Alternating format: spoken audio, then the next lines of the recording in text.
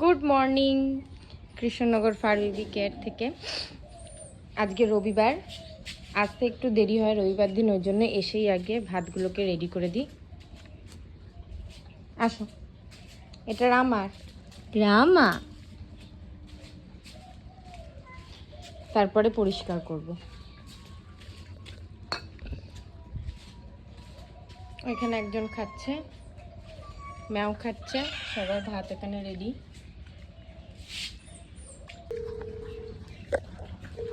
এই বাচ্চাগুলো ভীষণ পরিষ্কার, ওরা ক্যানেল একটুও নোংরা করে না, ক্যানেলের মধ্যে কিচ্ছু করে না, বাথরুমও করে না।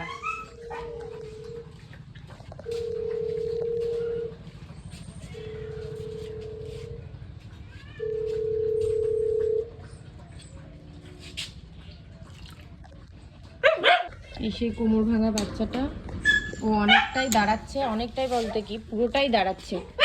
খেয়ে নাও তারপরে বার করবো। এই যে পুরোই ও দাঁড়িয়ে পড়েছে এবং হাঁটছে, ও হাঁটছে, সম্পূর্ণ দাঁড়িয়ে খাচ্ছে। পিছনটা একটুখানি নিচু হয়ে রয়েছে, কিন্তু হাঁটার সময় সোজা হয়ে যায় অনেকটা। আস্তে আস্তে ঠিক হয়ে যাবে, খুব তাড়াতাড়ি ঠিক হয়ে যাবে আশা করি। আজকে 1 সপ্তাহ হলো, আগে রবিবারে দিয়ে গেছিলো। 1 সপ্তাহের মধ্যে পুরোটাই ঠিক হয়ে গেছে। একটু পরে ছাড়লে দেখতে পাবেন ও হেঁটে বেড়াচ্ছে খুব সুন্দরভাবে। দিচ্ছি, তোমাদের দেবো না তাই হয়? ভালো লাগে খাওয়ার আওয়াজটা শুনি।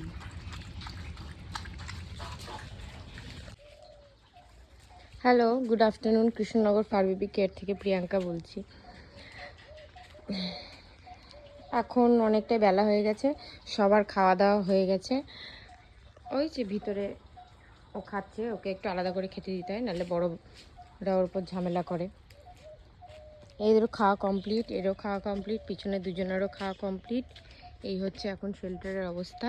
দুটো কুকুর ছিল, দুটো বড় স্টেরিলাইজড কুকুর ছিল, পোস্ট অপারেটিভ কেয়ারের জন্য এসেছিল, তারা কালকে চলে গেছে। দুটোই খুব ভালোভাবে সেলাই শুকিয়ে গেছে, ভালোভাবে ওরা বাড়ি চলে গেছে। এখন আপাতত এই কটা রয়েছে। এই যে একটা রয়েছে, এর পিছনে ম্যাগট হয়েছিল, এটাও খুব সুন্দর শুকিয়ে যাচ্ছে। আমি আজকে ভিডিওটা করছি একটা রিকোয়েস্টের জন্য। 3টে বাচ্চা আমার কাছে আপাতত রয়েছে। এটা হচ্ছে চিনি, একটা ফিমেল ডগ, খুব মিষ্টি। আর এটা পুচকু, মেল ডগ। এ ভীষণ গায়ে পড়া, মানুষ প্রচণ্ড ভালোবাসে, বড় কুকুরদের সাথেও খুব ভালো মানিয়ে চলে, আর ভীষণ মানুষের গায়ে পড়া, মানুষকে ভালোবাসে, মানুষের সাথে থাকতে পছন্দ করে। আর এটা হচ্ছে ছোটু একটা মেল ডগ, 2.5 থেকে 3 মাস বয়স হবে। চিনি না, মারামারি না, দাঁড়াও, কিচ্ছু নেই এতে, অল্প একটু ভাত রয়েছে, ওটা ছোটু। এই ছোটু হচ্ছে খেতে ভালোবাসে, প্রচণ্ড খেতে ভালোবাসে। ওর পেট সোয়েলিংয়ের জন্য এসেছিল, ওটা এখন ঠিক হয়ে গেছে। এখন যে পেটটাও ফুলে রয়েছে, খাবার খেয়ে ওর পেট এরকম ফুলে থাকে। চিনি খাওয়া হয়ে গেছে মা, ও কত খাবে? এই 3টে বাচ্চা যদি কেউ অ্যাডপ্ট করেন, মানে একজনই না, যারা চান এই 3জনের মধ্যে কেউ অ্যাডপ্ট করতে পারেন, না হলে এরা আবার রাস্তাতেই আমাকে দিয়ে আসতে হবে, রাস্তার জীবনযাপনই পালন করবে।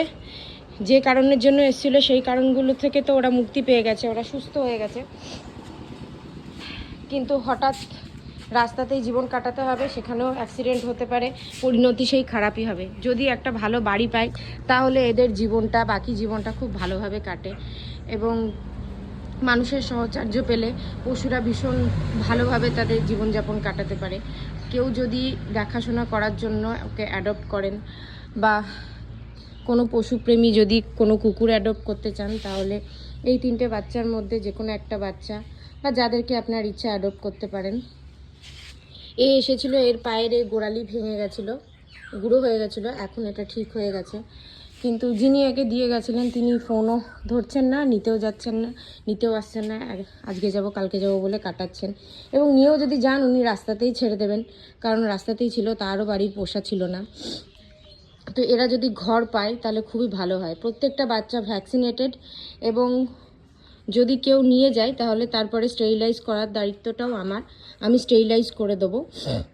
এখন এই মুহূর্তে সময় হচ্ছে না, কিন্তু আমি ঠিক সময় করে স্টেরিলাইজ করে দেবো। যদি কেউ প্লিজ এদের অ্যাডপ্ট করেন তাহলে খুব ভালো হয়, বাকি জীবনটা এরা ভালোভাবে কাটায়। অ্যাডপশনের জন্য নিচে দেওয়া নাম্বারে যোগাযোগ করুন।